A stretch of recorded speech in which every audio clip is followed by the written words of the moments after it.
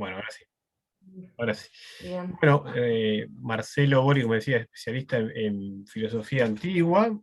Actualmente trabaja en la Pontificia Universidad Católica, Universidad de Chile, y bueno, profesor titular de la filosofía antigua. Sus principales áreas son en epistemología, psicología moral, ética y metafísica, sobre todo en Platón, Aristóteles y los estoicos. Y bueno, tiene una obra larga en publicación, en artículos y libros, y bueno, yo tengo acá mencionado un libro, Los filósofos estoicos, ontología, lógica, física y ética. Bueno, esperamos que, bueno, le damos la bienvenida y muchas gracias, Marcelo, por aceptar esta, bueno, esta invitación y, bueno, esta conferencia para la CFU. Y bueno, sin más, te Bueno, dejamos bueno, que des tu charla. bueno, muchas gracias. Muy agradecido por la invitación al profesor Caorsi, que sé que hoy no puede venir, y a todos ustedes y a las personas involucradas en la organización y por la convocatoria. Yo distribuí estas láminas hace unas 3 o 4 semanas, así que probablemente ustedes tienen esto a mano. De todas maneras, yo iré pasando estas láminas porque iré avanzando y a veces retrocediendo.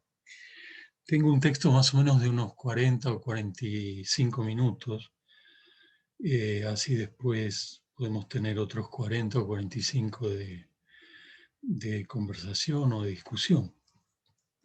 Aristóteles, como probablemente ustedes saben, es el primer filósofo que trató de un modo sistemático el fenómeno de la vida. Como él, nosotros solemos hablar de vida animal, vegetal, pero también de vida moral, política e incluso hasta de vida buena, que no es lo mismo que buena vida, ¿verdad? En español. Solemos creer que aunque el reino vegetal está poblado de entidades vivas, ello no se debe a que tengan eso que Aristóteles llama psique y que nosotros solemos traducir por alma.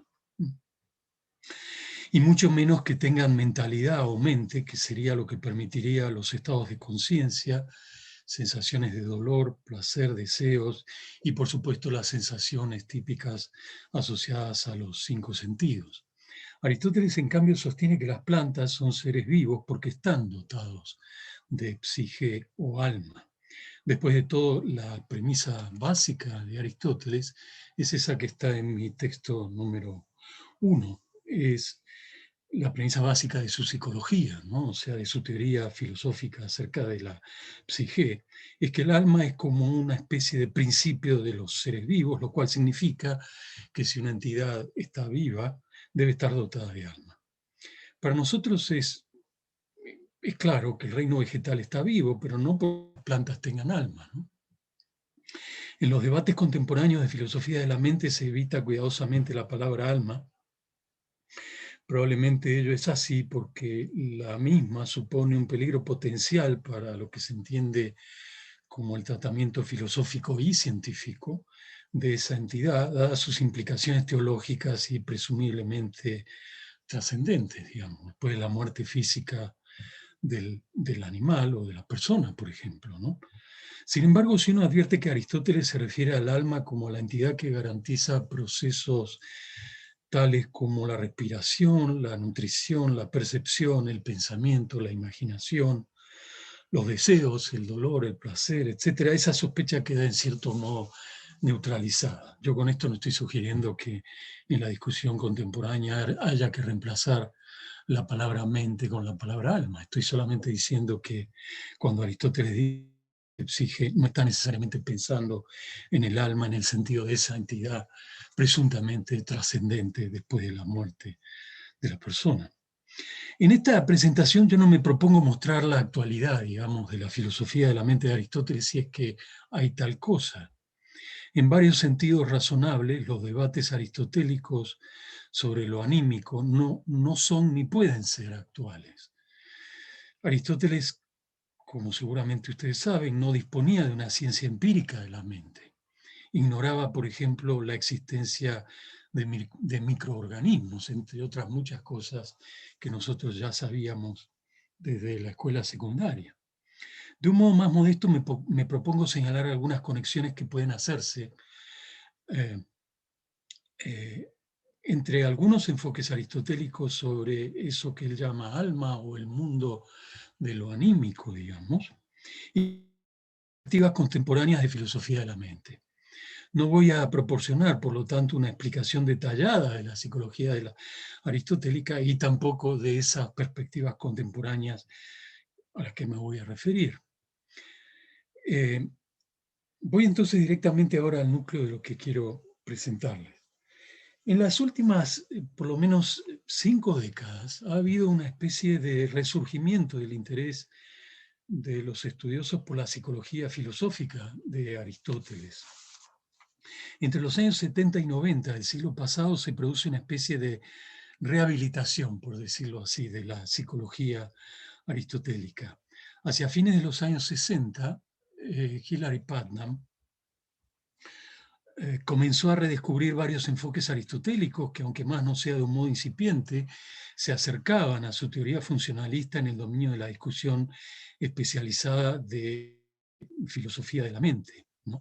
Algunas intuiciones de Putnam, según el propio Putnam, parecían coincidir con la tesis aristotélica de que todo se define por su función y que cada cosa es lo que verdaderamente es cuando es capaz de llevar a cabo su función propia.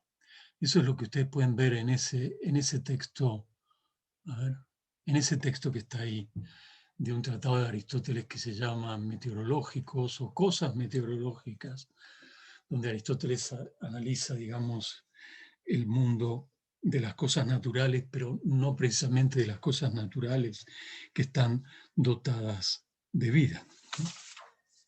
Este tipo de debate se daba, en el caso de Putnam, hacia fines de los 60, comienzos de los 70, en el marco de la discusión del problema mente-cuerpo, un problema que sin duda fue advertido por Aristóteles y antes de Aristóteles por Platón, naturalmente. Es probable que en nuestros días nadie esté dispuesto a suscribir la psicología de Aristóteles, pero incluso en ese caso, uno no puede sino reconocer que sus discusiones sobre lo anímico a veces tienen la vivacidad y fuerza de las obras pioneras, además de la agudeza de un filósofo, bueno, genial, que ha probado ser un interlocutor importante en el debate actual de algunas teorías contemporáneas de filosofía de la mente. Uno podría sugerir que la filosofía de la mente de Aristóteles se vuelve importante para los intereses de algunos filósofos contemporáneos, porque él también tuvo interés por evitar, en contra de Platón, los problemas inherentes a eso que nosotros solemos llamar dualismo sustancialista, y contra los atomistas, los problemas inherentes al materialismo reductivo. Como el funcionalismo moderno, Aristóteles a veces procura evitar, ese texto número 3 es importante para lo que viene, Aristóteles a veces procura evitar, digo, tanto el dualismo como el materialismo. Al describir el alma como un conjunto de capacidades o facultades de las funciones vitales, evita la identificación del alma con el cuerpo, y al argumentar que el alma no es un cuerpo, pero que no se da a través, pero que no se da si no es a través de un cuerpo, evita el dualismo sustancialista que varios estudiosos y filósofos contemporáneos atribuyen a Platón y a ciertas formas de platonismo, y hace entrar en juego su hilemorfismo, su teoría hilemórfica, en sede psicológica. Esto es, el alma, que ontológicamente es una forma, una estructura formal o conceptual en la jerga técnica de Aristóteles, existe, pero siempre instanciada en un cuerpo y es parte del compuesto que es el ser vivo. Como es habitual, las observaciones de Aristóteles sobre los fenómenos psicológicos con frecuencia son agudas. Sugiere, por ejemplo, que un proceso respiratorio, alimenticio o de crecimiento es un fenómeno anímico, son funciones de eso que Aristóteles llama alma nutritiva o vegetativa, pero en su esfuerzo por argumentar en contra del materialismo psicológico, indica muchas veces entre líneas y muchas otras de manera explícita que la capacidad de respirar o de digerir el alimento es conceptualmente diferente de la realización de esa capacidad en cualquier estructura física particular. No obstante, algunos han intentado mostrar que la filosofía de la mente de Aristóteles puede ser entendida como un materialismo débil. Y según este enfoque, el aristotélico es no reductivo en el sentido de que los tipos de estados mentales no son idénticos a los tipos de estados físicos, digamos, ¿no? Como argumenta, por ejemplo, Demócrito, ¿no? Que es el tipo de psicología materialista en contra de la cual batalla Aristóteles en el libro primero de su tratado acerca del alma. Algunas posiciones filosóficas contemporáneas tienden a identificar los estados mentales con procesos fisiológicos. Algunas lecturas de la psicología aristotélica hechas en el trasfondo del fisicalismo o de distintas formas de fisicalismo tienden a ser materialistas y a rehabilitar a Aristóteles como un interlocutor válido en la discusión actual dentro de ese tipo de perspectiva.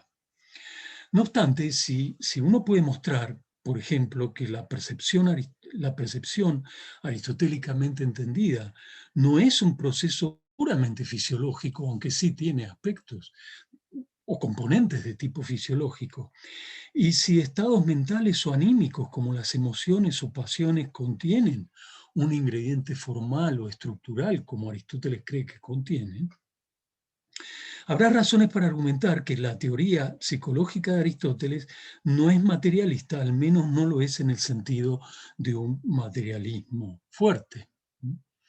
Para eso hay que echarle un vistazo a mi texto 3.2, que está ahí abajo, donde Aristóteles dice que las afecciones, emociones o pasiones son formas o estructuras formales que se dan en la materia. A veces también se ha visto en la psicología aristotélica un modelo de tipo emergentista. Según los emergentistas, los estados mentales no son idénticos a los estados físicos del cerebro ni pueden reducirse a ellos, pero tampoco son independientes de los mismos estados. A diferencia del materialismo reductivo, el emergentismo afirma que respecto de la estructura y la función de ciertos sistemas físicos complejos, se dan propiedades que son únicas y que no se encuentran en las partes más pequeñas de la materia. Dichas propiedades de los sistemas más complejos no son reductibles a las de los elementos constitutivos, aun cuando no pueden existir sin ellos. Este enfoque, en cierto modo, trata de enfatizar la interdependencia, por así decir, entre cuerpo y alma. Entre los aristotelistas recientes, Christopher Shields ha procurado explicar dicha interdependencia como una especie de dualismo superveniente, es decir, el cuerpo y el alma pueden seguir siendo sustancias de naturaleza diferente, aunque el alma dependa del cuerpo. Según Shields, Aristóteles adopta una forma no cartesiana de dualismo sustancialista. Esto es un dualismo superveniente, en el que la sustancia inmaterial del alma superviene a la sustancia material del cuerpo. Esto está en un trabajo de Shields de mediados de la década del 90 y en algunos otros de principios de los años 2000, digamos.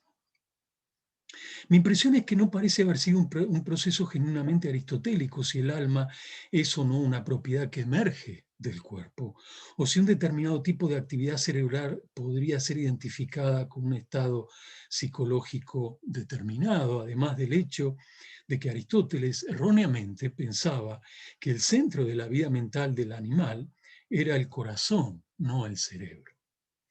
Hay además ciertos impedimentos decisivos para conectar el emergentismo contemporáneo con la psicología aristotélica. Para el emergentismo es un problema el así llamado cierre o clausura causal.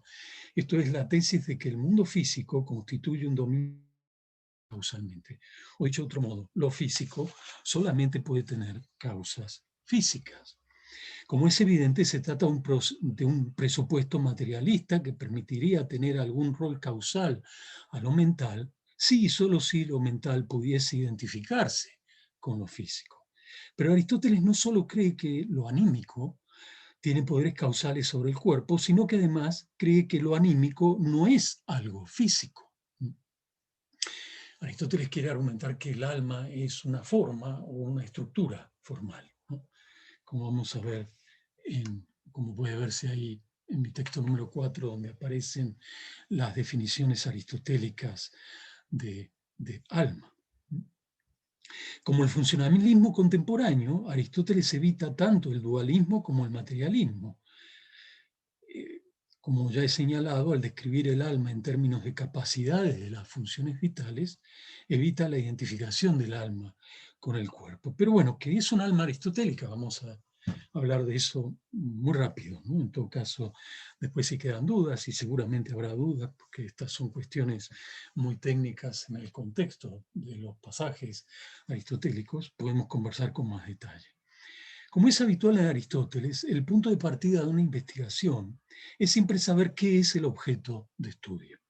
Su pregunta es entonces a qué tipo de cosa pertenece el alma, es decir, aclara Aristóteles, ¿qué es el alma? Si es un algo determinado o más precisamente una sustancia, por un lado, o bien una cualidad, una cantidad o alguna otra entre las demás determinaciones categoriales, en esa distinción que hace Aristóteles entre sustancia y accidentes, o las determinaciones categoriales de esa sustancia, donde sustancia se puede entender de tres maneras, según Aristóteles, ¿no? En el sentido de materia, en el sentido de forma y en el sentido del compuesto de materia y forma, que son todos los objetos particulares de nuestro mundo empírico.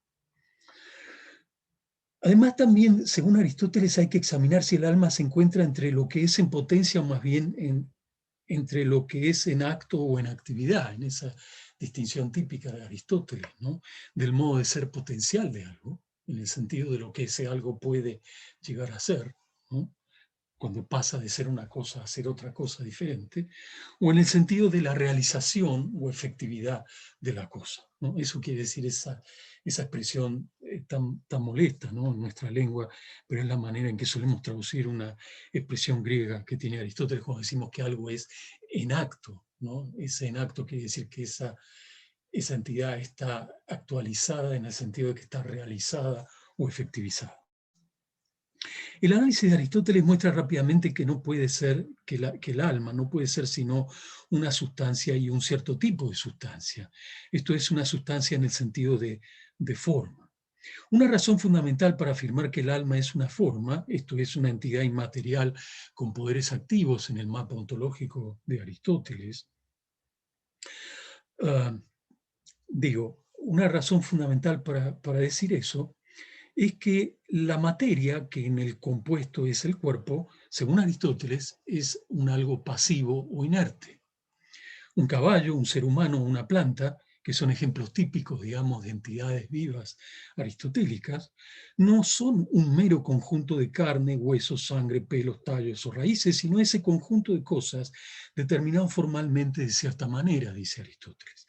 Y la entidad o la cosa que las dispone de esa manera es el alma, que considerada de perspectiva ontológico-metafísica, es la forma en el compuesto que es este caballo, esta persona o esta planta. Aristóteles dice a veces, no hay rostro, mano o carne sin que haya alma en ello. Es solo en sentido homónimo o equívoco que algo podrá llamarse rostro, mano o carne si ya no hay alma en ello. Es un pasaje de un tratado de Aristóteles que se llama Acerca de la generación de los animales, donde Aristóteles está comparando y mostrando cuál es la diferencia entre un ser vivo y ese ser vivo cuando está muerto, ¿no? O sea, un cadáver tiene cierto tipo de rasgos, ¿no?, que hacen que todavía sigamos diciendo que eso que está ahí, por ejemplo, es una persona o un caballo, ¿no? Pero en sentido estricto ya no lo es, desde el punto de vista de Aristóteles, porque no funciona como tal entidad. Según Aristóteles, si la materia es algo inerte, las cosas materiales requieren de algo que las cohesione o unifique. Eso es lo que aparece en este texto, en el texto número 5. Bueno, acá hay un textito que agregué en esta versión del handout que no está en el que mandé. Es un pasaje tomado del Tratado de las Partes de los Animales, donde Aristóteles dice con todas las letras un poco esto que acabo de decir, ¿no? Es imposible que exista una mano hecha de cualquier tipo de materia, de bronce o madera, a no ser por homonimia o en sentido equívoco, ¿no? ¿Por qué? Porque esa mano no podrá cumplir con su función propia, ¿no? Este tipo de pasajes es el tipo de pasaje que a veces sirve para argumentar en contra de las lecturas funcionalistas de Aristóteles, especialmente en contra de esa premisa importante del funcionalismo, según el cual el sistema material no es relevante, sino que lo relevante es que el sistema sea capaz de cumplir apropiadamente con la función, ¿no? Bueno, podemos regresar a eso seguramente en la conversación. Bueno, este es ese texto número 5, es donde Aristóteles dice con todas las letras que las cosas materiales requieren de algo que las cohesiona, y en el caso de los seres vivos, ese algo cohesionante o unificante es el alma, que es la forma en el compuesto de materia y forma que es el ser vivo determinado de que se trata, ¿no? Pero ¿por qué el alma cohesiona al cuerpo y no es al alma? Uno podría preguntar, ¿no? Y Aristóteles dice, porque cuando el alma abandona el cuerpo, se dispersa y se pudre. Claro, esto visto desde la perspectiva materialista, a la cual yo soy tan afecto y probablemente mucha otra gente, es una cuestión un poco complicada, ¿no? Entre otras cosas, uno podría preguntarle a Aristóteles cómo es que utiliza expresiones que presuponen un trasfondo locativo para algo que, según el propio Aristóteles, no puede ocupar un lugar en el espacio, ¿no? ¿Qué quiere decir en ese sentido? Es decir, si el alma es efectivamente una forma, una estructura conceptual inmaterial, ¿cómo es que puede salir, ¿no?, del cuerpo? Etcétera. El argumento de Aristóteles para llegar a su primera definición de alma procede, dicho de una manera rápida y simplificada, de la siguiente manera. Voy de nuevo al texto donde están las definiciones de alma. Aristóteles argumenta más o menos así. Entre los cuerpos naturales, algunos tienen vida y otros no.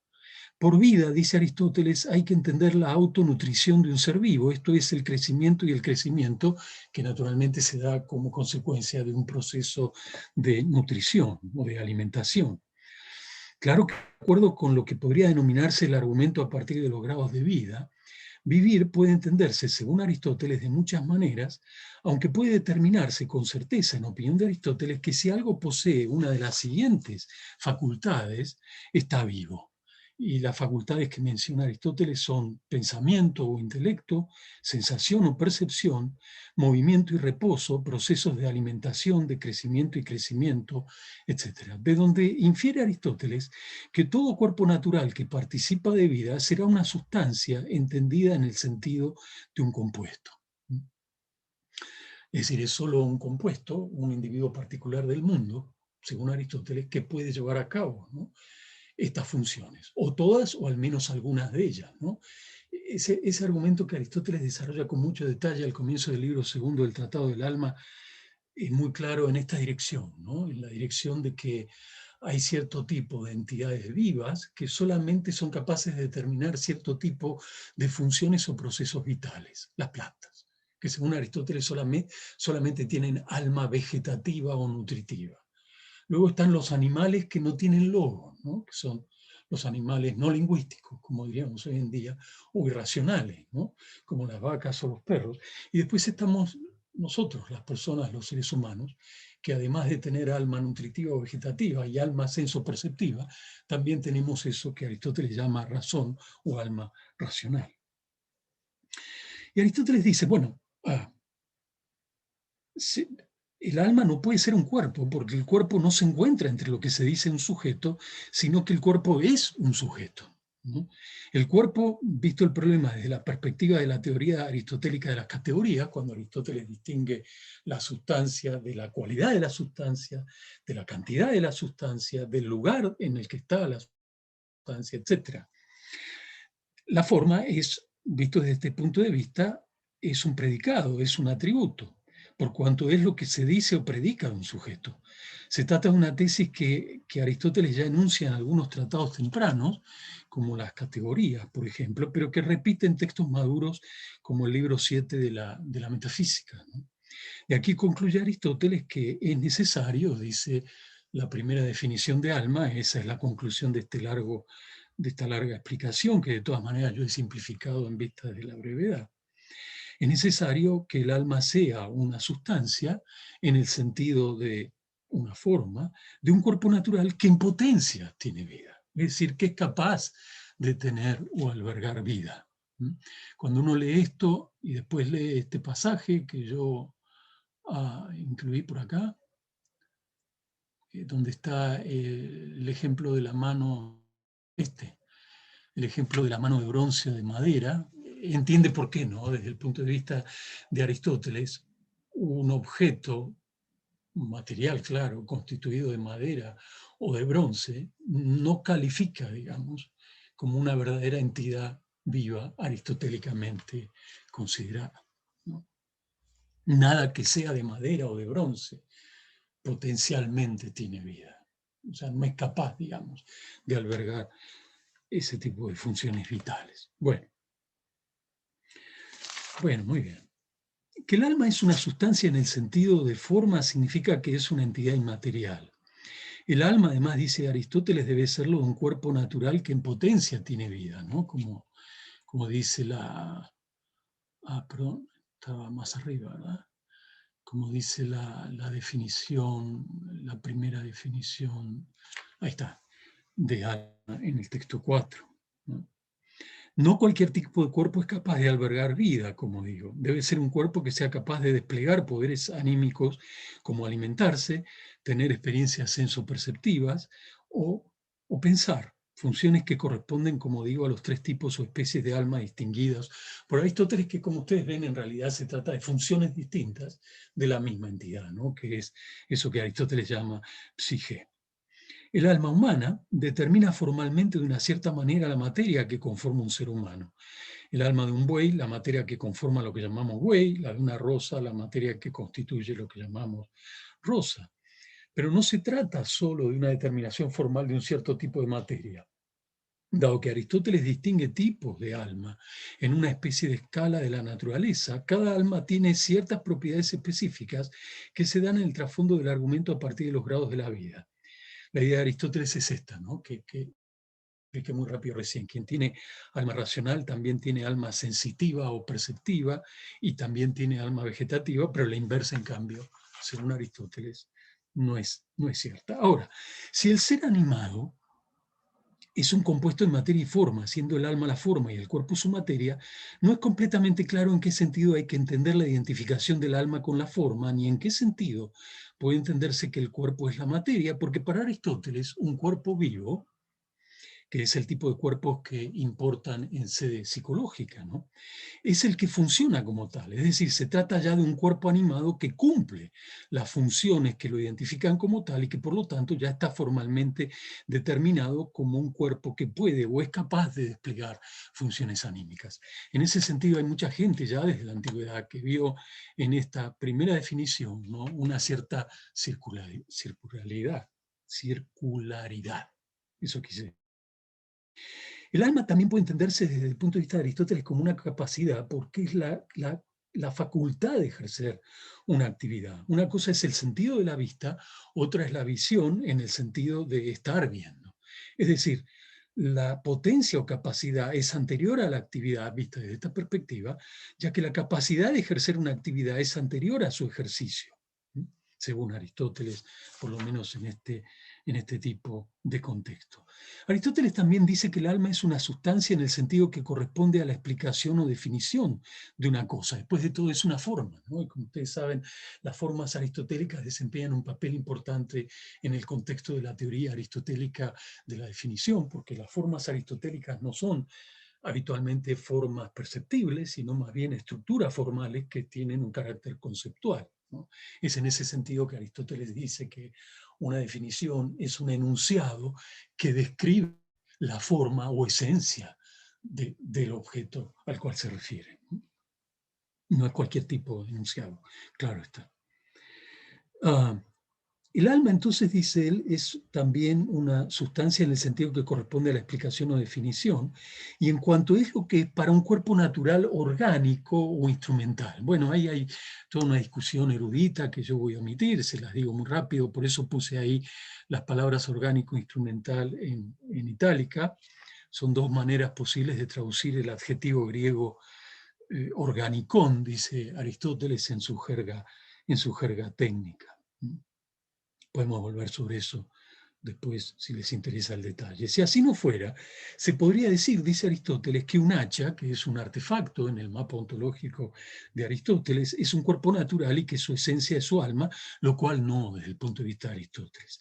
Este ejemplo muestra que Aristóteles visualizó, al menos hipotéticamente, el problema de si es posible que haya alma en un artefacto, y su respuesta es claramente que no es posible. Y esto puede entenderse de nuevo como un argumento aristotélico en contra de la tesis de la múltiple realizabilidad de la mental propia del funcionalismo contemporáneo. Bueno, voy ahora a algunos detalles que tienen que ver con algunos rótulos que se suelen usar en la lectura contemporánea de la psicología de Aristóteles y también en la filosofía de la mente contemporánea. Rótulos del tipo dualismo, atributismo, materialismo, etc. Aunque Aristóteles debe estar aclarando con cierta frecuencia que el alma no está mezclada con el cuerpo y que no es un cuerpo, afirma que está localizada en el cuerpo y que existe o se da a través del cuerpo. Esto último explica por qué el cuerpo es un órgano, dice Aristóteles, un instrumento del alma. Y puede ayudar además a entender el intento de Aristóteles por distanciarse del dualismo sustancialista de Platón, es decir, la tesis que encontramos, por ejemplo, en el Fedón o en el Fedro de Platón, de que el alma puede seguir existiendo independientemente del cuerpo, ¿no? Y lo que es más grave, que puede seguir teniendo poderes anímicos, ¿no? Como hace notar el personaje Cebes, por ejemplo, en un pasaje memorable del Fedón. Pero si el alma aristotélica es una entidad inmaterial y si se puede entender el dualismo como la tesis de que hay dos tipos de sustancias diferentes, esto está en mi texto, bueno, en mi texto número 6 doy algunas referencias, ¿no?, en la literatura contemporánea para entender con un poco más detalle este tipo de etiquetas o rótulos, ¿no? Digo que si el dualismo se puede entender como la tesis de que hay dos tipos de sustancias diferentes, por un lado una sustancia física, que es el objeto de la ciencia natural, y otra mental, presumiblemente no física, que es el material del que se componen nuestros estados de conciencia, uno puede preguntarse, ¿cómo puede decirse que Aristóteles no es dualista? Esta es una discusión de detalle que se da en el contexto de la discusión especializada entre los aristotelistas. Los aristotelistas suelen argumentar que el rótulo dualismo no puede aplicarse apropiadamente a Aristóteles, especialmente cuando dualismo significa dualismo sustancial, ya que Aristóteles niega que el alma, se entiende el alma numérica o individual, alma numérica es la expresión que usa Aristóteles para hablar del alma de cada persona, digamos. Él niega que el alma numérica pueda continuar existiendo independientemente del cuerpo, ¿no?, en el capítulo 4 del libro 2 del Tratado del Alma. Más aún, se tiende a rechazar la opinión de que Aristóteles respalde un enfoque dualista, ya que tanto en el Tratado del Alma como en otras obras psicológicas considera que el ser es una totalidad unificada. Si las capacidades psicológicas son vistas como funciones de un todo psicofísico unificado, lo psicológico no puede oponerse a lo físico y por ende no hay dualismo. Si uno entiende la noción de dualismo como la conceptualiza Watson acá, o Baker y Ludlow en este texto del año 2006.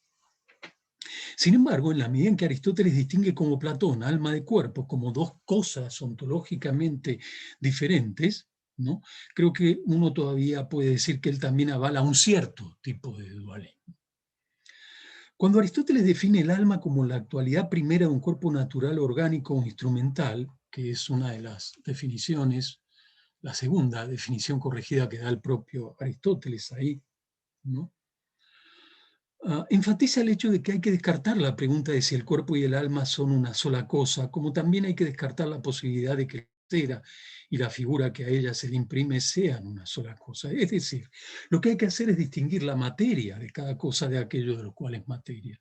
El alma no es un cuerpo porque este es un sustrato, dice Aristóteles, o sujeto, en tanto que el alma puede entenderse como algo del cuerpo, dice textualmente Aristóteles, es decir, como un atributo.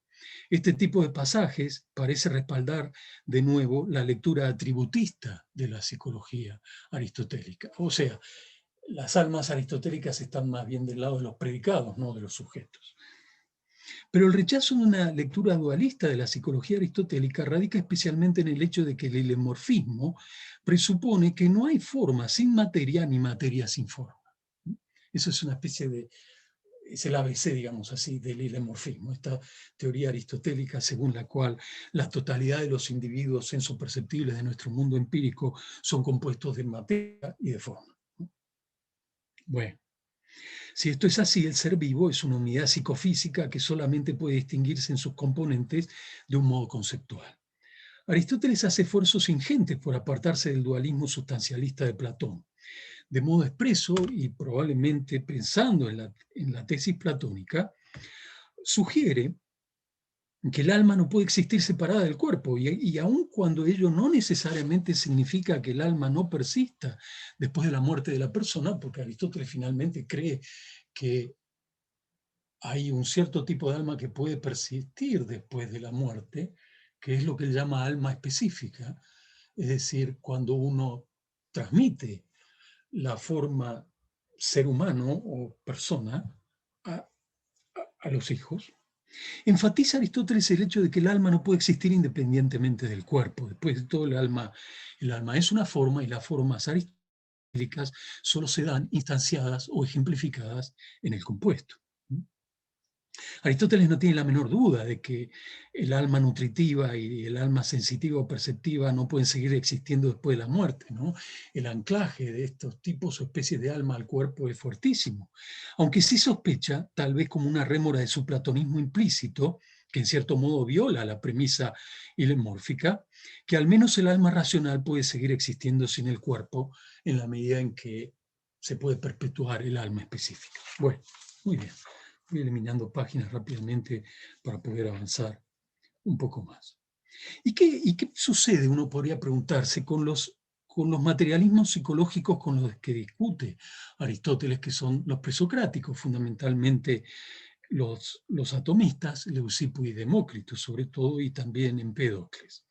A diferencia de la explicación que daban los presocráticos sobre la actividad biológica, como la presencia azarosa de una materia esencialmente extraña, el alma, dentro de la constitución física del cuerpo del animal, Aristóteles insiste en que debe haber un paralelismo estructural entre alma y cuerpo. Cualquier actividad de un ser vivo, un animal, racional o irracional, una planta, se explicará en un sentido por la materia que compone el cuerpo mismo y en otro sentido por el alma. Pero es la misma actividad la que se explica en ambos casos. Por ejemplo, sin el órgano apropiado en buenas condiciones, no es posible ver. Pero el ver en sí mismo, sostiene Aristóteles, no puede ser exactamente lo mismo que el órgano sensorio a través del cual es posible ver. En cualquier caso, lo que Aristóteles quiere mostrar es que estas actividades psicológicas no pueden depender exclusivamente de lo corpóreo, y que la estructura material de un ser vivo requiere de un principio identificador que la mantenga unida y la determine de cierta manera. La objeción aristotélica fundamental al materialismo de su época es que el alma lo es de un cierto tipo de cuerpo. En su intento por superar el materialismo de los presocráticos y el inmaterialismo extremo de Platón, Aristóteles postula una especie de codependencia entre alma y cuerpo, que a su vez deriva de la dependencia recíproca entre materia y forma. Pero en tal codependencia, el alma no puede ser el principio vital de cualquier tipo de cuerpo. Lo veíamos a propósito del ejemplo de la mano de madera o de bronce, ¿verdad? Sino de aquel cuerpo en el que puede darse el despliegue de funciones psíquicas bien definidas. Si esto es razonable, hay al menos un motivo para pensar que la psicología de Aristóteles puede entenderse como un capítulo de su física y por ende también de su biología. Los seres vivos aristotélicos son entidades físicas, pero Aristóteles los explica recurriendo a sus nociones metafísicas fundamentales, según las cuales cualquier individuo perceptible es un compuesto de materia y de forma. Bueno. En este sentido es que quiero sugerir que el hilemorfismo contribuye a que ciertas lecturas contemporáneas de la psicología aristotélica vean en ella aspectos materialistas, tanto aspectos materialistas como inmaterialistas. Y eso es así porque en dichas lecturas, si uno respalda un dualismo sustancialista, no puede estar a favor de un enfoque materialista. Y si es materialista, no puede avalar sin más una explicación dualista en el sentido de un dualismo sustancialista. Pero el helemorfismo aplicado al fenómeno psicológico parece tratar de zanjar esas perspectivas antitéticas y excluyentes, posicionándose en un lugar intermedio. Creo que cambiando lo que hay que cambiar,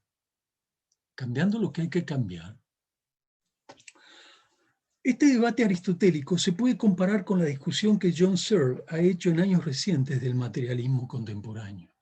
Según Searle, la identidad de lo mental con lo físico dice algo más que la simple negación del dualismo sustancial cartesiano, ya que lo que pretende hacer es negar la existencia de cualquier fenómeno mental irreductible en el mundo. Es decir, lo que niega es la existencia de propiedades fenomenológicas irreductibles como la conciencia, es decir, los estados conscientes que por tener un carácter cualitativo suelen describirse como qualia. Ahora, ¿por qué no conceder, sugiere Searle, que se trate de propiedades biológicas ordinarias, aunque de un nivel más alto, de los sistemas neurofisiológicos tales como los cerebros humanos? El problema del materialismo contemporáneo sería entonces, según Searle, que acepta categorías cartesianas tradicionales y al conceder la existencia e irreductibilidad de ciertos fenómenos, estaría admitiendo cierto cartesianismo, por lo menos de modo implícito. Nada de lo que argumenta Searle en contra del materialismo contemporáneo significa que él esté dispuesto a respaldar alguna forma de dualismo o de inmaterialismo fuerte, digamos, ¿no? Pero es interesante hacer notar su interés en enfatizar su idea de que tenemos una cierta imagen de nosotros mismos que es difícil de encuadrar con nuestra concepción científica del mundo, ya que nos pensamos como criaturas conscientes, libres, mentales, agentes racionales en un mundo en el que la ciencia nos dice que consiste completamente de partículas físicas, que carecen de mente y también de significado. La pregunta es entonces, ¿cómo puede compatibilizarse el hecho de que por un lado el mundo no contenga más que partículas físicas inconscientes y que por otro también contenga conciencia? Esto es, ¿cómo es posible que un universo mecánico contenga criaturas intencionales? Seres que somos capaces de representarnos el mundo para nosotros mismos. Si fuera cierto que el mundo solo contiene partículas físicas inconscientes, no puede explicarse cómo un mundo que es esencialmente carente de significados puede contener significados. Sin ánimo de exagerar, creo que estos problemas también inquietaron a Aristóteles en el marco de su teoría del alma, del lenguaje y del significado, y que Aristóteles aparentemente creyó resolver dicho problema al sostener que el mundo en realidad no es un sistema mecánico y carente de significados. Y también al implicar, como Searle, que las funciones anímicas, incluidas las que se relacionan con la representación y el pensamiento, son de carácter biológico. Aristóteles desde luego no habla de partículas físicas que carecen de mente, ¿no? Ese no es un vocabulario típicamente aristotélico. Pero sí dice que el mundo natural, del cual nosotros mismos formamos parte, no es un sistema meramente mecánico, pues aunque está compuesto de partículas físicas, el mundo natural es una estructura finalista que en cierto modo presupone lo que los filósofos de la mente contemporánea llaman mente y Aristóteles en su jerga llama nous, una palabra que solemos traducir por intelecto, por pensamiento o también por razón. Cuando Aristóteles, por ejemplo, habla de la percepción del tiempo, en mi texto número 9, cuando Aristóteles habla de la percepción del tiempo o de la percepción de lo bueno y de lo malo, de lo justo y de lo injusto, seguramente no quiere decir ahí percepción en el sentido de percepción sensorial, sino de un darse cuenta, un advertir o un tener conciencia del paso del tiempo y lo que eso significa en el trasfondo de la explicación de la acción, ¿no? Esto está dicho por Aristóteles en un contexto de tipo práctico. en especial por eso del tiempo futuro, ¿no? Que es el que cuenta para llevar a cabo un plan en el dominio práctico.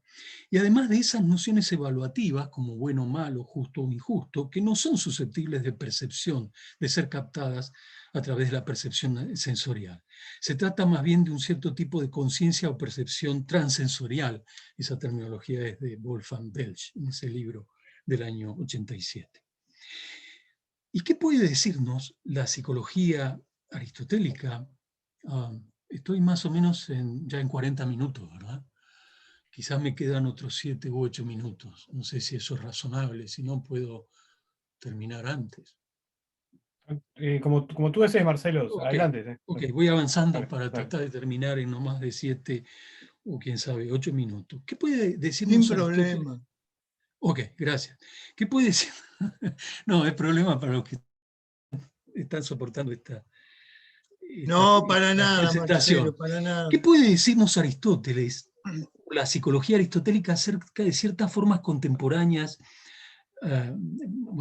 acerca de ciertas teorías contemporáneas como el panpsiquismo, que hay una cierta, bueno, resurgimiento, ¿no? Hay un volumen que yo todavía estoy estudiando del año 2017, hay unos textos muy interesantes a ese respecto, ¿no? Esta idea de que hay la teoría que atribuye alguna forma de conciencia, ¿no?, a la materia, ¿no? Es interesante notar que Aristóteles parece identificar ciertas formas de materialismo presocrático como panpsiquistas o como parecidas a lo que se argumenta en ese contexto de discusión. Como señalé antes, hay algunas objeciones que creo un materialista haría a la tesis aristotélica de que lo que unifica el cuerpo es el alma, ¿no? O sea, que lo que tiene carácter activo, ¿no?, es el alma, una entidad inmaterial, y no el cuerpo, ¿no? Es claro que esas objeciones parten de un conjunto de premisas que Aristóteles rechaza, pero el problema más interesante es, a mi juicio, ¿por qué niega que la materia por sí misma pueda tener poderes activos, ¿no? Esto es algo que Aristóteles hereda de Platón, pero que igual que Platón, Aristóteles argumenta muy detalladamente, ¿no? Otra cosa es que uno no esté muy convencido por los argumentos que da Aristóteles, ¿no? Una explicación razonable aquí, sugiero, es que está reaccionando Aristóteles al hilozoísmo tan característico de algunos filósofos presocráticos.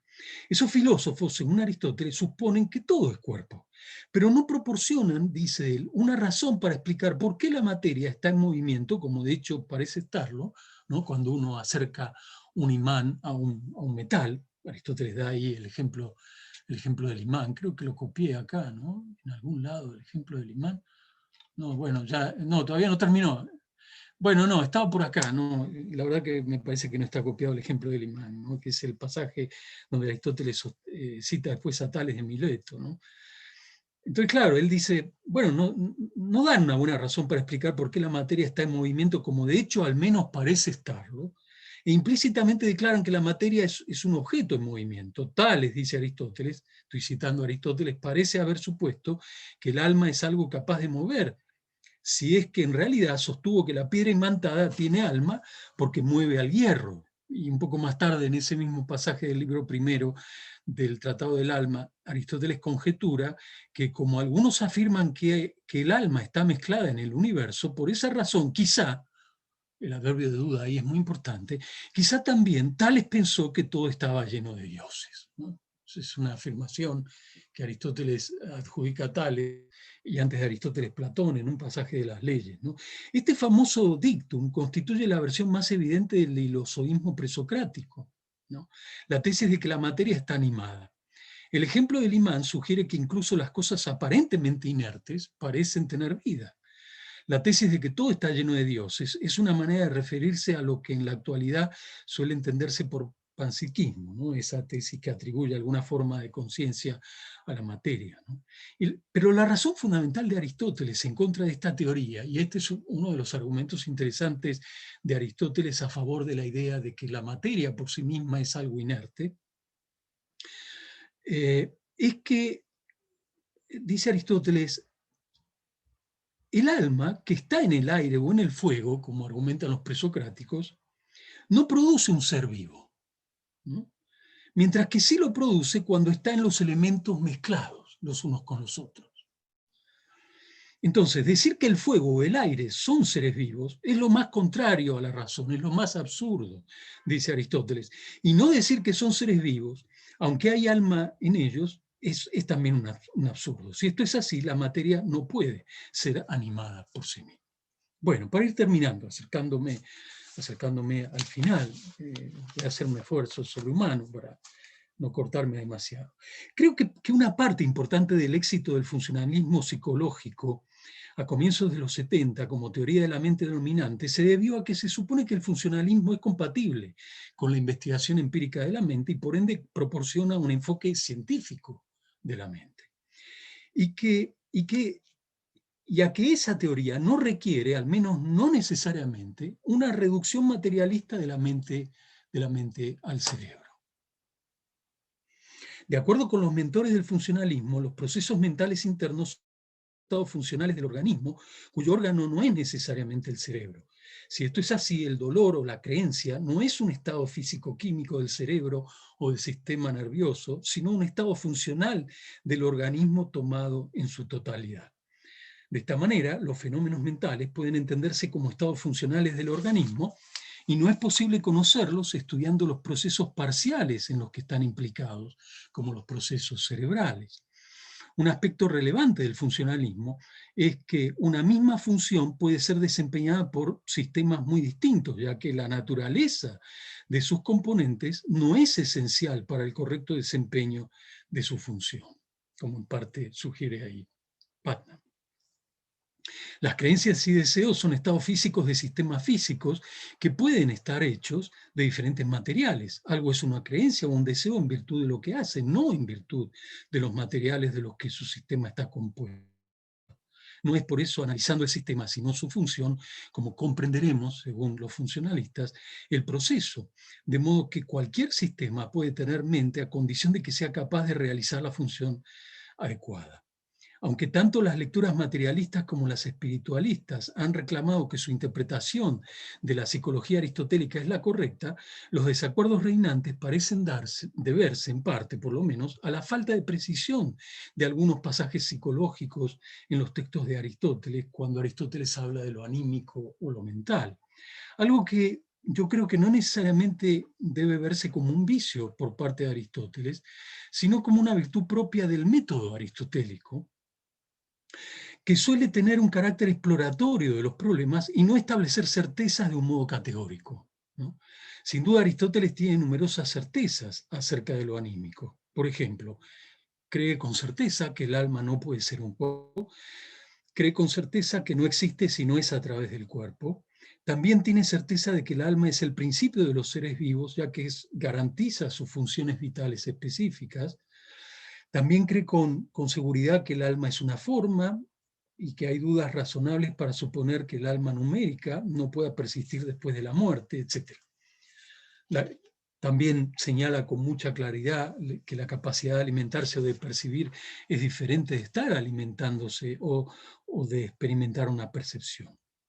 A pesar de las limitaciones que creo que tiene la lectura funcionalista de la psicología aristotélica, creo que uno podría razonablemente argumentar que la teoría aristotélica de la percepción y de las emociones resulta creíble a varios filósofos, epistemólogos y psicólogos cognitivos contemporáneos, porque al menos hay una posibilidad de interpretar tales teorías en clave funcionalista. Un dolor o un placer no serían más que aquello que es causado por un daño o un beneficio corpóreo, respectivamente, lo que da lugar a la creencia de que algo está mal en el cuerpo y al deseo de abandonar ese estado, o a la creencia de que algo está bien en el cuerpo y al deseo de permanecer en ese estado. Dado que el funcionalismo limita lo mental a su funcionalidad, sostiene que cada entidad mental es un ejemplo de la propiedad que especifica su mentalidad en términos funcionales, por un lado, y la propiedad que especifica su naturaleza material, por el otro. De donde parece seguirse que las propiedades mentales y materiales no son idénticas y que por ende puede conservarse la inmaterialidad de lo mental, pero dándose a través del cuerpo. Si uno lee, digamos, los pasajes así más silemórficos del Tratado del Alma de Aristóteles, se entiende por qué el profesor Putnam vio tantas semejanzas entre sus intuiciones funcionalistas y lo que argumenta habitualmente Aristóteles. Bueno, tengo bastantes cosas más para decir, pero para no excederme más en el tiempo, ya estoy en 52 minutos más o menos, creo que puedo dejar aquí, así tenemos tiempo para conversar. Muchas gracias por su atención. Bueno, muchas gracias Acabó. a Marcelo. Ahí está, dejamos de compartir la pantalla. Gracias por esta magnífica conferencia. Y bueno, y empezamos un tiempo de discusión, de preguntas, y bueno, cualquiera que se pueden ir anotando bueno, me van indicando y así se lo vamos haciendo. Pablo, acordate que está Ricardo que creo que va a pasar ahora brevemente el anuncio antes de las preguntas. Bueno, bien, perfecto. Ricardo, tenés que habilitar el micrófono.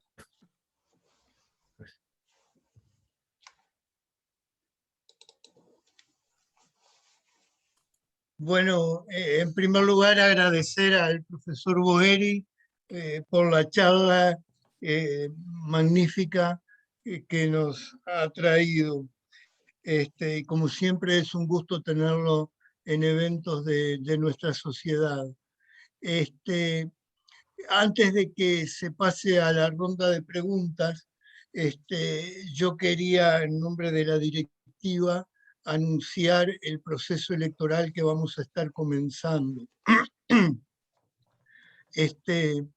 Como muchos de ustedes saben y otros supondrán, la sociedad nuestra por estatutos debe hacer elecciones periódicamente. Ahora ya estamos un poco atrasados por razón de la pandemia, pero no queríamos postergarlo más, así que hemos estado haciendo los arreglos necesarios para realizar la elección en forma online.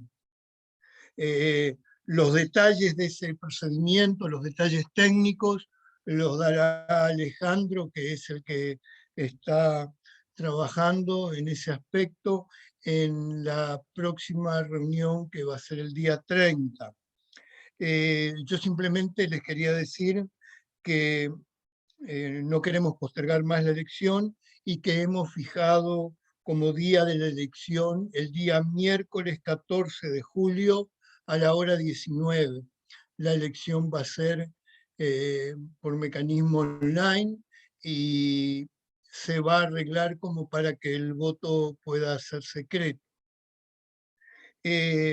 Allí debemos elegir los cargos de directiva, que son algunos titulares y algunos suplentes, y los cargos de comisión fiscal, que son allí por lo menos 3 titulares y algunos suplentes que no recuerdo exactamente el número, en este momento revisamos el estatuto.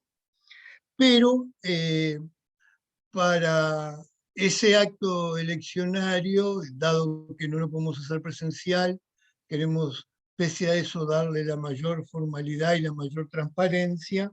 Entonces, queremos hacer una asamblea general de socios, porque normalmente nos reunimos en directiva ampliada, que es la directiva más los miembros más activos de la sociedad, pero queremos hacer una asamblea general convocando a todos los socios, que además hay muchos nuevos en este momento, y la asamblea la hemos fijado para el 30 de junio, es decir, 2 semanas antes de la elección. Esa asamblea tendría 3 objetivos, los 3 importantes. En primer lugar, que vamos a hacer un informe sobre lo actuado en este último periodo, ya les digo, un poco prolongado por pandemia, brevemente, en unos 10 minutos, explicar un poco lo que se ha hecho, lo que ha cambiado, lo que no hemos podido hacer también fundamentalmente por la pandemia o por nuestras propias limitaciones. Ese sería un primer punto, un informe de directiva que lo voy a realizar yo como presidente. En segundo lugar, tenemos que elegir allí una comisión electoral, que es una comisión temporaria. Se elige en el mes de las elecciones y cesa cuando asume la nueva directiva.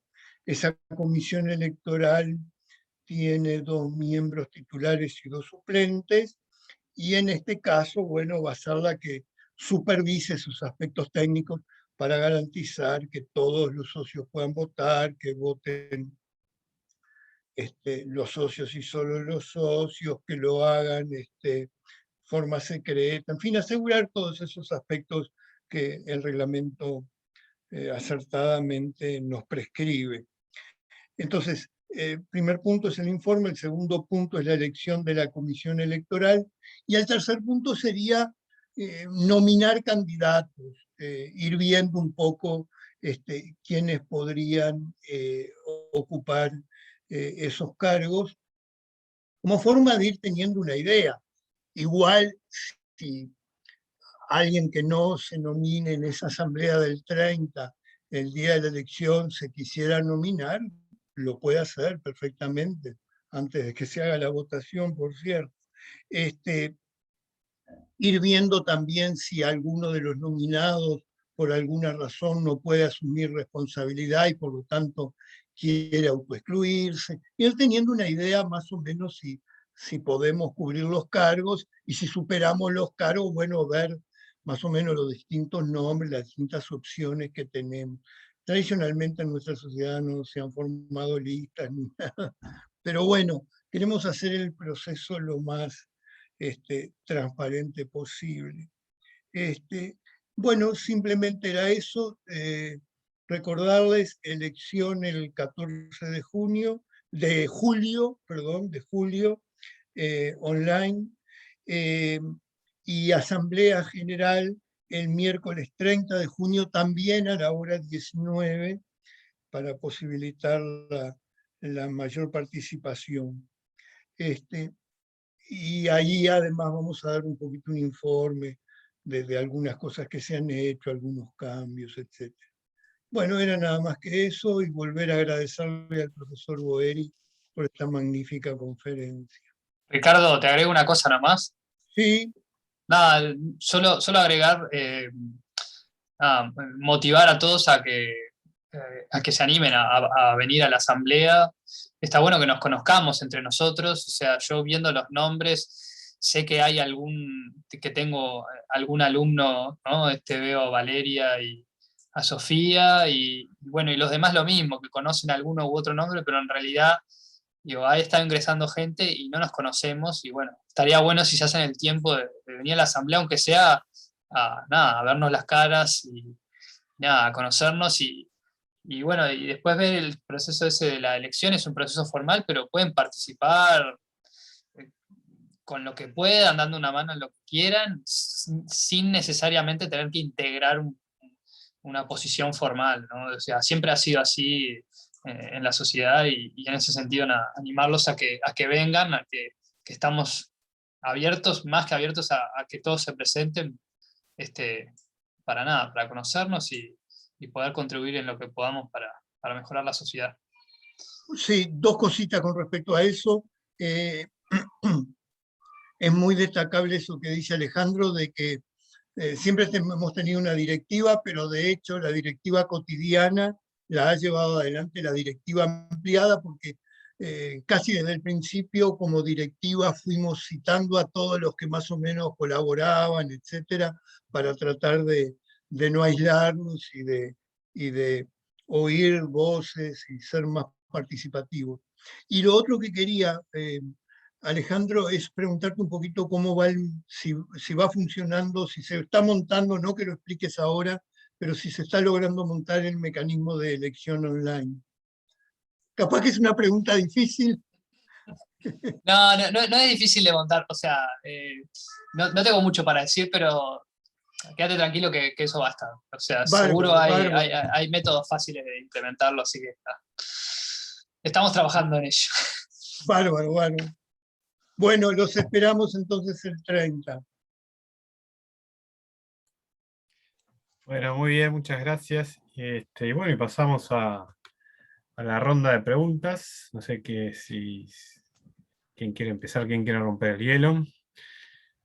Y bueno, vamos, yo los voy anotando y bueno, tenemos a Alejandro ahí primero y bueno, y a medida que se vayan sumando me van diciendo y vamos, se van sumando a la ronda de preguntas. Empezamos por vos, Alejandro.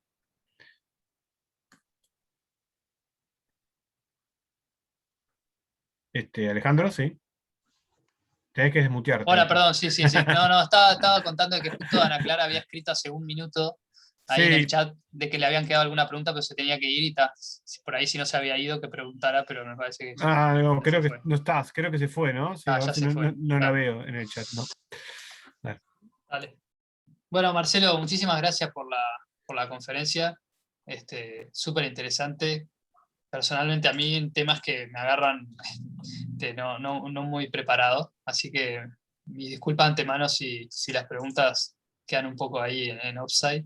Pero bueno, una pregunta concreta que tenía era sobre la cuestión de que el alma no puede ocupar un lugar en el espacio. eh, y vos mencionabas que por otro lado Aristóteles usa un vocabulario locativo para referirse a ella y dabas como ejemplo esto de cuando dice que, por ejemplo, el alma abandona el cuerpo y demás, ¿no? ¿Podrías como profundizar un poco en esta cuestión o en esta aparente contradicción, si lo es tal, Sí, en sí, Aristóteles? sí, claro. Mira, en realidad él cree que el alma está en el cuerpo como cualquier forma está en cualquier otro objeto del mundo empírico.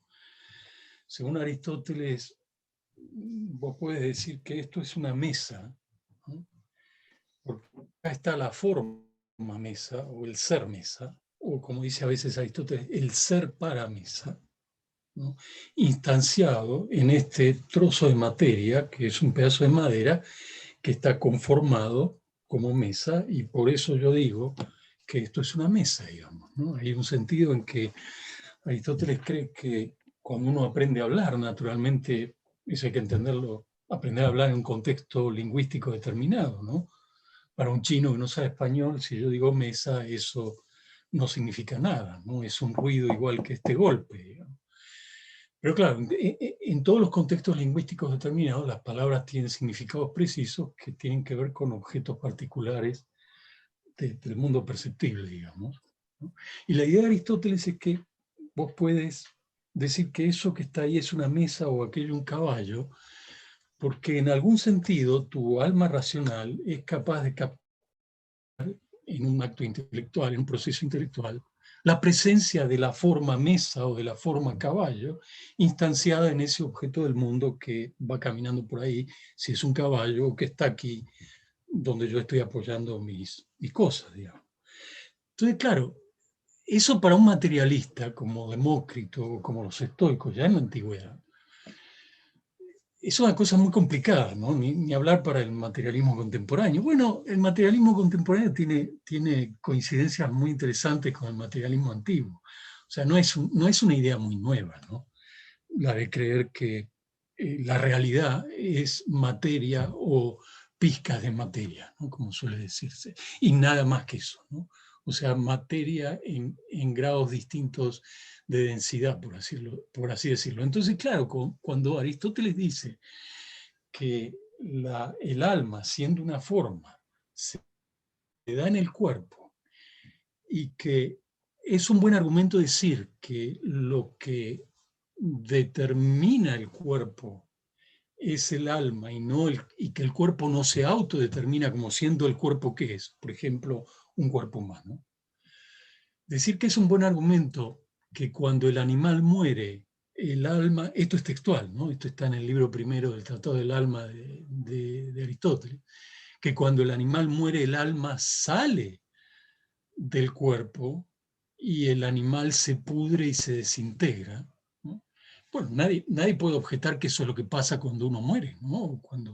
O cuando se muere el perro de uno, ¿no? Pero claro, la objeción vista desde el punto de vista materialista es ¿cómo alguien puede convencerme a mí, ¿no? Sobre la base de premisas materialistas, que si el alma es una forma y por lo tanto una entidad inmaterial, el alma puede salir del cuerpo o eventualmente entrar, ¿no? Hay un texto donde Aristóteles dice, por ejemplo, que el nous, la razón o la racionalidad, llega desde fuera, ¿no? Son 3 líneas en todo el corpus, ¿no? Que infelizmente no son aclaradas por el propio Aristóteles, ¿no? Entonces, claro, visto el problema desde un punto de vista no aristotélico, no platónico, yo tiendo a pensar que eso es una característica platónica del argumento, de la manera en que Aristóteles conceptualiza el fenómeno de la vida sobre la base de su distinción entre forma y materia, y cómo la forma, siendo una entidad inmaterial, es capaz de tener poderes activos y conformar la materia de un modo determinado, ¿no? Pero esa era solamente una observación materialista que a mí siempre se me escapa, pero es una observación que ya le hacían algunos antiguos Aristóteles, ¿no? Por ejemplo, los estoicos, ¿no? Los estoicos primitivos sobre todo, ¿no? Hacia fines del siglo IV, Aristóteles ya está muerto cuando aparecen los estoicos, pero digamos, hay una enorme cantidad de objeciones materialistas a cualquier forma de platonismo que quiere argumentar que las entidades que tienen verdaderos poderes activos, donde poderes activos quiere decir poderes causales en sentido estricto, ¿no? Como para conformar un tipo determinado de materia como siendo una mesa, una silla o un caballo, digamos, ¿no? Pero ya digo, ya había, ¿no? En la antigüedad, en la época que Platón y Aristóteles dicen cosas de este tenor, ya había gente que objetaba, ¿no? Ese tipo de explicación, sobre la base en realidad de premisas materialistas relativamente, ¿cómo decirlo?, obvias, por así decirlo, para un materialista, ¿no? Pero bueno, Aristóteles quiere ubicarse, o sea, una parte de lo que yo traté de mostrar, ¿no? Y en ese sentido me parece que se puede hacer un paralelismo interesante como el que quiere hacer el funcionalismo de Putnam, o Putnam cuando lee los textos de Aristóteles. Putnam cita expresamente a Aristóteles no menos de 7 u 8 veces en distintos trabajos, ¿no? De los años 70 y 80. Lo cual no es poco, ¿no? Para un filósofo constructivo contemporáneo del último siglo, de los últimos 60, 70 años, no es poco, ¿no? Porque la mayor parte de los filósofos de la mente de los últimos 50, 60 años, para ellos la historia empieza con Descartes, ¿no? Y no van más atrás de Descartes. Ciertamente hay una historia que es anterior a Descartes, y Descartes elabora varias de sus ideas a partir de lo que él sabe, conoce, digamos, de los antiguos, digamos, ¿no? Entonces, claro, visto el problema desde esa perspectiva, ¿no? Hay algunos paralelismos que se hacen con el funcionalismo que son interesantes, ¿no? Como traté de mostrar. O sea, lo que seguramente le llamó mucha atención al profesor Putnam es la teoría hilemórfica, ¿no? Esta idea de que el alma no es un cuerpo, pero no existe o no se da, sino es a través de un cuerpo, ¿no?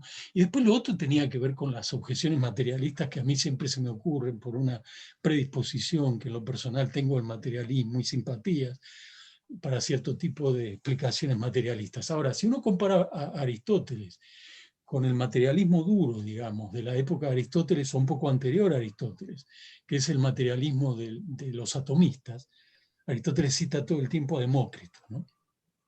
En el De Anima, el Tratado del Alma, y también en otros textos, ¿no? Como un modelo, digamos así, de una teoría materialista, y en el De Anima de una teoría psicológica materialista, ¿no? Porque para Demócrito, según Aristóteles, el alma no es más que un cuerpo sutil, un cuerpo muy delgado, ¿no? Pero un cuerpo finalmente, ¿no?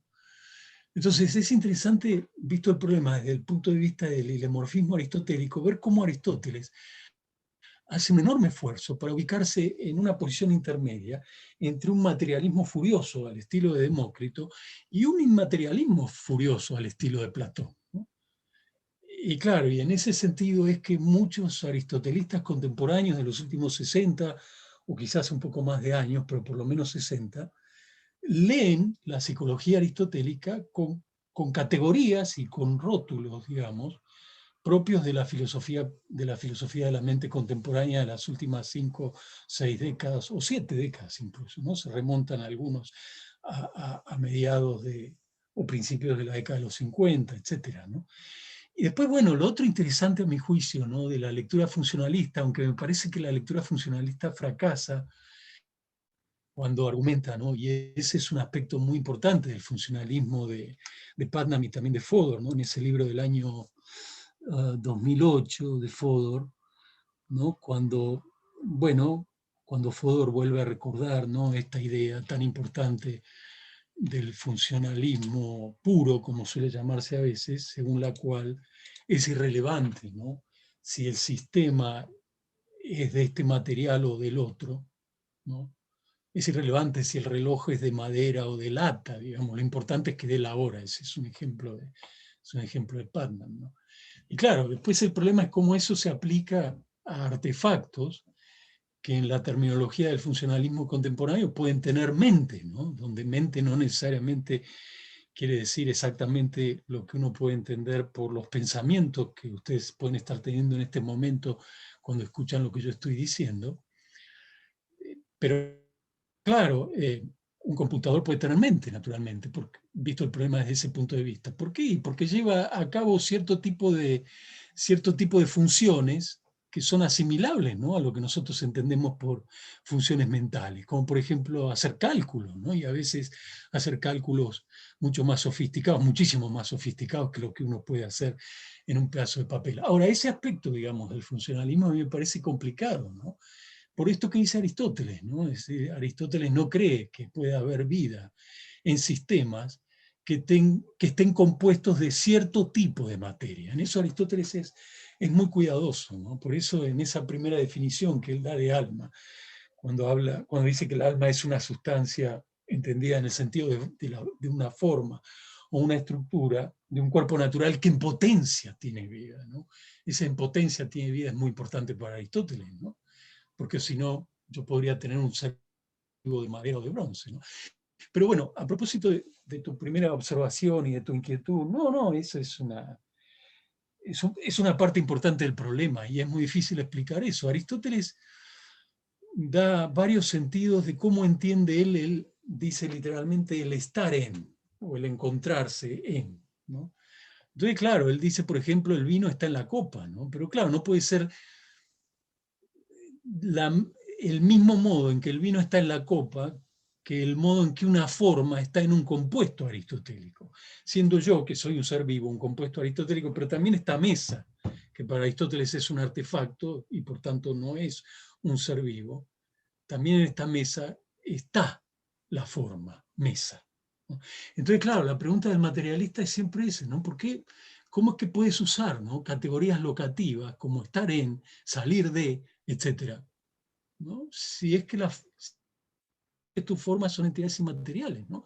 Y si son entidades inmateriales, bueno, uno podría presumir o suponer, por lo menos en términos muy generales, incluso a partir de algunos textos del propio Aristóteles, ¿no?, ¿cómo puede ser, ¿no?, que una entidad inmaterial esté en un cuerpo, ¿no? ¿Qué quiere decir estar en? Cuando Aristóteles llega a esa parte, en esa distinción que aparece en el libro cuarto de la física, de los varios sentidos en que él habla de estar en, cuando por ejemplo dice que un término está en una definición. Claro, pero ahí no hay mucho problema, ¿no?, porque un término es una entidad lingüística que tiene un significado, igual que un enunciado o una proposición. El problema es cuando hay dos entidades ontológicamente diferentes y una de ellas está en la otra. Entonces, bueno, pero sí, ahí hay un problema, digamos, ¿no? Porque además uno de los argumentos de Aristóteles para decir que el alma no puede ser un cuerpo es que si el alma fuera un cuerpo, habría dos cuerpos en el mismo lugar. Entonces él está entendiendo el cuerpo como un lugar, en cierto modo.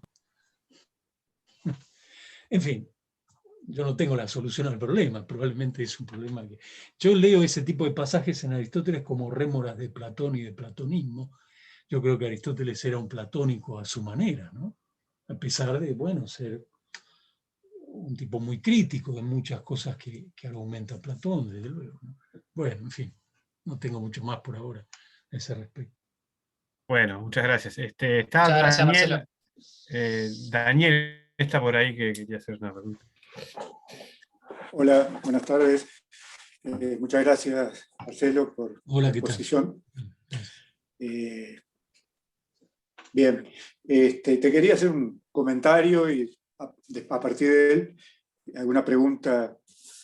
Me parece que con el problema de la psicología de Aristóteles, vista desde una perspectiva contemporánea, pasa lo que con distintos filósofos clásicos y aspectos de su pensamiento sucede, ¿no? Y es que la evidencia textual permite sustentar interpretaciones bastante convincentes y de alguna manera responder a objeciones planteadas desde otras exégesis, ¿no? Quiero decir, en eso no hay quizás demasiada... ahora, lo que sí parecería bastante contundente o concluyente es que, bueno, Aristóteles no asume una visión dualista fuerte, un dualismo sustancial, digamos, para usar, ni un materialismo reduccionista, ¿no? Al estilo de la filosofía de Demócrito, atomista, ni siquiera, menos aún, un materialismo reduccionista tipo teoría de la identidad de los tipos contemporánea, ¿no? Sí. Bien, una vez asumido esto, luego lo que tú mencionabas, ¿no? Como posibles interpretaciones, el atributismo, ahí me surge una duda que hago una pregunta al pasar. ¿El atributismo es una suerte de dualismo de propiedades, en el sentido de que admitiendo la existencia de una única sustancia, la materia, de todas maneras la materia puede dar lugar en distintos grados de complejidad y organización a propiedades sui generis, que serían las propiedades o los estados mentales no reductibles a propiedades físicas. No estoy pensando en intencionalidad, la coherencia entre los estados mentales, la significación, que no podrían ser explicados exhaustivamente en términos de propiedades físicas o químicas. Bueno, sigo adelante. Entonces, te quería preguntar, simplemente tirarte una suerte de... Y es de estas interpretaciones, ¿no? Un dualismo más débil, el funcionalismo mismo, que tú te pronunciaste en el correo de la exposición. ¿Cuál de esas versiones o interpretaciones te parece como más atractiva, convincente? No para encasillar a Aristóteles, no para rotularlo, pero sí para decir con cuál de ellas tiene lo que Aristóteles dice, tiene mayor afinidad, mayor proximidad. Tú mencionaste el emergentismo también en un momento. Entonces, la pregunta concretamente es esa. Descartado el dualismo fuerte y el materialismo reduccionista, ¿cuál de las otras interpretaciones te parece más convincente a la luz de los textos, o por lo menos de los textos más relevantes de Aristóteles? Bueno, muchas gracias. Mira, la verdad es que el ejercicio o el tipo de ejercicio que hago yo cuando leo algunos filósofos de la mente contemporáneos y los conecto con Aristóteles, tiene que ver, bueno, con intereses míos por problemas de filosofía de la mente contemporánea, pero también a veces me interesa ese tipo de lecturas para tratar de entender más el modo en que algunos aristotelistas contemporáneos en los últimos 40 o 50 años leen a Aristóteles, digamos, ¿no? Definitivamente, en lo que casi todo el mundo está de acuerdo entre los intérpretes de Aristóteles, es que Aristóteles no puede ser un inmaterialista a la Platón y tampoco un materialista a la Demócrito, ¿no? Eso está, digamos, es un problema más o menos zanjado, digamos, ¿no? Y después, bueno, claro, vienen todas las variedades de materialismo menos fuerte o de materialismos débiles. Hay muchos textos dentro del Tratado del Alma de Aristóteles y fuera del Tratado del Alma de Aristóteles, donde Aristóteles dice expresamente que el alma está del lado del predicado, no del lado del sujeto. Y esos son los textos que usan las interpretaciones atributistas de Aristóteles.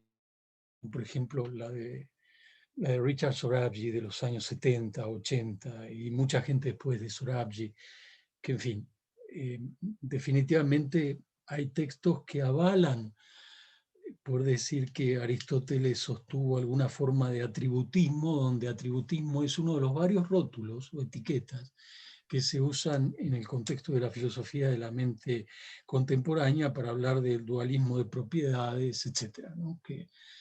Pero claro, después están los que dicen, no puede ser porque Aristóteles no puede ser leído desde una perspectiva dualista. Bueno, eso es algo que se puede discutir, ¿no? Yo di una razón, quizá no es una razón demasiado poderosa, para mostrar que hay un sentido en que, aunque se puede aceptar que Aristóteles quiere argumentar que el ser vivo es una unidad psicofísica, en el sentido ontológico duro, para Aristóteles una cosa es el cuerpo y otra cosa es el alma. En ese sentido, bueno, no parece que sea una unidad tan clara, ¿no? O sea, los problemas, en todo caso, uno los tiene para tratar de entender cómo dos entidades ontológicamente tan diferentes pueden constituir una unidad, ¿no? Esto en parte tiene que ver con lo que conversábamos recién a propósito de la pregunta o la observación anterior, ¿no? Yo creo que, claro, respecto del atributismo, ¿no? Porque, bueno, digamos, como digo, hay textos que sí permiten ese tipo de lectura, ¿no? Porque hay textos donde es relativamente claro que para Aristóteles el alma puede ser entendida o leída como un conjunto de propiedades. Entonces ahí todo aquel que defienda en el contexto de la filosofía de la mente contemporánea el atributismo dice, Aristóteles era atributismo, ¿no? Una pregunta que uno podría hacerse es si Aristóteles entiende por atributo exactamente lo mismo que entiende la filosofía de la mente contemporánea cuando habla de atributo, y el atributo es lo que se suele llamar dualismo de propiedades, que bueno, son un conjunto de estados mentales, etcétera, más o menos diferenciados. Yo creo que hay pasajes de Aristóteles que son atributistas, hay otros que son ligeramente funcionalistas, y hay otros que no son ni funcionalistas ni atributistas, ¿no? Y esto en parte me parece que tiene que ver con lo que dije al final de mi presentación, que quedó un poco cortada, mi conclusión quedó un poco mal rematado, pero ya estaban los 50 minutos, no quiero nunca abusar de la paciencia de la gente y que tengamos más tiempo para la conversación. Pero en parte eso me parece que tiene que ver con lo que sugerí hacia el final de mi presentación. O sea, ¿no? Uno a veces le pide a Aristóteles más de lo que puede dar, ¿no? Porque uno dice, bueno, este es el de ánima Aristóteles, ¿no? En realidad esto no es el de ánima Aristóteles, esto es un conjunto de papeles que alguien reunió en algún momento de la historia, un tal Andrónico de la ciudad de Rodas, y dijo, estos son los escritos psicológicos de Aristóteles, es el Perites Psiges de Aristóteles, el tratado acerca de la psique. Entonces, claro, lo que uno ve en el texto, ¿no? Es un texto muy breve, pero de una densidad descomunal, ¿no? Es probablemente uno de los textos más breves de Aristóteles. Lo que uno ve es más bien un carácter aporético o aporemático propio del platonismo, que Aristóteles, a mi juicio, sin duda heredó, que es esa idea de prueba y error, ¿no? De avanzar por un lado, seguir por el otro. Ahora, eso no quiere decir que él no tenga, como quise sugerir, cierto tipo de certezas, ¿no? Que están avalados por su teoría de la predicación, que depende de su teoría de las categorías, por su teoría hilemórfica o por lo que nosotros llamamos teoría hilemórfica, etc. Entonces hay pasajes que suenan bastante atributistas, porque Aristóteles dice, no, el alma no es cuerpo, es algo del cuerpo. Y después aclara, es algo que se predica del cuerpo. Bueno, eso es un atributo en la jerga aristotélica, o en la jerga nuestra cuando traducimos las expresiones de Aristóteles, ¿no? No solo el problema, por supuesto, desde el punto de vista de la predicación en sede lógica, cuando Aristóteles hace este tipo de observaciones, sino también en este contexto de carácter psicológico, en el que una de las cosas que hace Aristóteles es aplicar su teoría categorial y de la predicación para explicar la diferencia entre cuerpo y alma, ¿no? En realidad yo no me pronuncio ni por el atributismo ni por el funcionalismo por las razones que di, que acabo de dar recién y que en general, en fin, traté de dar en mi presentación, digamos, ¿no? Yo creo que sí, que hay pasajes que son atributistas y otros funcionalistas.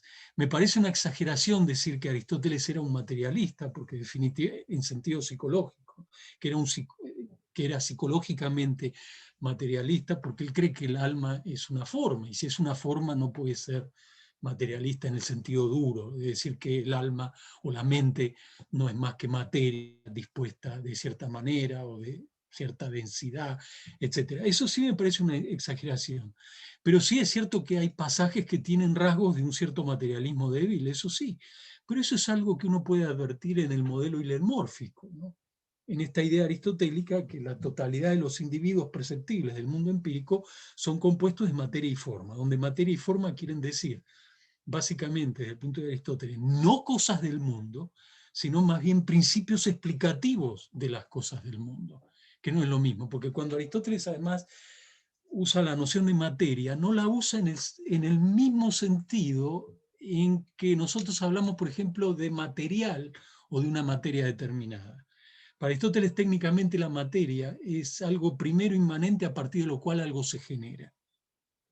Claro que cuando tiene que pasar al plano de los ejemplos, tiene que hablar de materiales determinados, ¿no? Uno no puede hablar de lo indeterminado. Así Aristóteles puede decir, por ejemplo, que las premisas de un silogismo son la causa material de la conclusión. ¿Por qué? Pues porque la materia es aquello primero a partir de lo cual algo se genera, y las conclusiones se generan de las premisas, ¿verdad? En fin, puedo decirte eso por ahora, ¿no? A mí me parece muy interesante, ¿no? Ese tipo de lectura y esas peleas, digamos, entre atributistas y no atributistas, porque siempre hay un texto para mostrar que el otro está equivocado. Y yo creo, como digo, que eso es parte del método aristotélico, ¿no? El método de la aporía, de plantear la dificultad, avanzar por ese lado y después ver si eso se sostiene o no se sostiene, ¿no? ¿Y qué es exactamente lo que Aristóteles pensaba? Si Aristóteles era atributista o no atributista. Yo no creo que eso haya sido un problema genuinamente aristotélico, ¿no? En el sentido en que nosotros después conceptualizamos eso, que por supuesto nosotros estamos en todo nuestro derecho a hacer ese tipo de conceptualización, ¿no? Y a tratar de argumentar a favor del atributismo. Este estudioso Christopher Shields en una época defendía ciertas formas de emergentismo como una lectura posible de Aristóteles. Y hay algún pasaje donde Aristóteles dice que el alma deriva del cuerpo. Entonces, claro, eso suena muy emergentista, digamos. Claro que sí. Pero bueno, en fin. Por ahora, eso es lo que tengo para comentarte. Muchas gracias por la observación y preguntas. Muchas gracias. Bueno, no sé si hay más preguntas por ahí. Bueno, acá tenemos que, bueno, aquí Miguel se retira y agradece especialmente al profesor Boeri por la claridad de la exposición y las preguntas, bueno, y al CFU también. Bueno, también Cristina, lo mismo, que piden disculpas, que se pueden retirar, y agradece especialmente al profesor Boeri por la claridad de su exposición. Y no sé si tenemos algún comentario, alguna pregunta más. Ricardo, no sé si querés comentar algo. O, Agradecer nada más al profesor Boel. Gracias, Ricardo, gracias. Nos está. veremos alguna vez en un punto de la línea del tiempo, cuando esta locura acabe. Esperemos Exacto, que acabe, exacto. ¿verdad? Porque Sí. Encantado qué de desastre, tenerte ¿no? por Qué acá. desastre, qué desastre.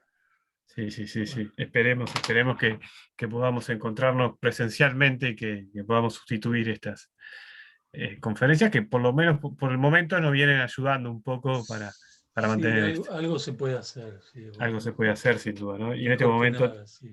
claro, por supuesto.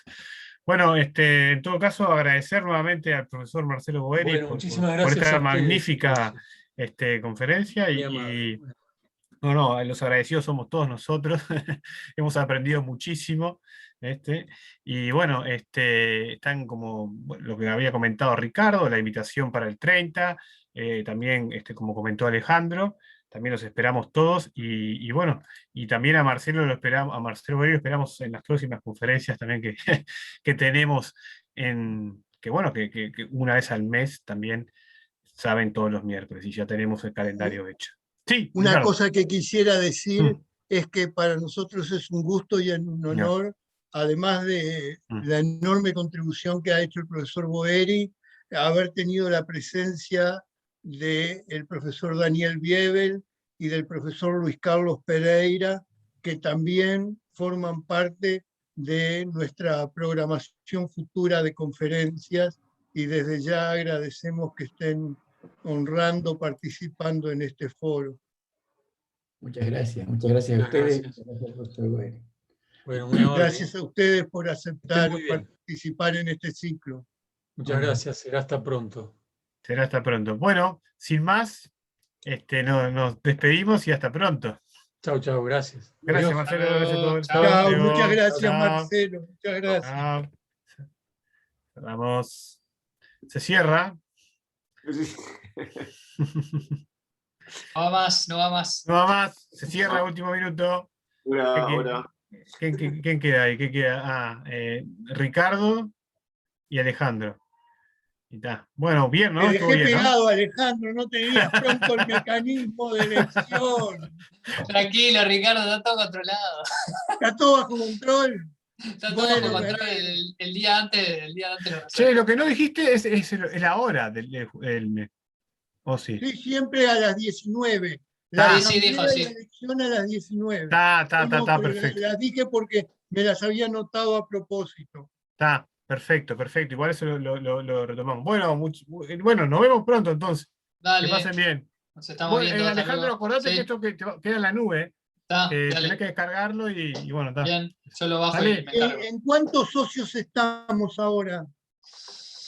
No sé, Ricardo, tendría que fijarme, pero andábamos cerca de los 40 por ahí. Bueno, muy bien, muy bien. Es el mejor número que hemos tenido. Bárbaro. Bueno, Muchísimas gracias. no, Nos gracias a ustedes. vemos. Nos vemos. Chao. Que pasen bien. Chao. Chao.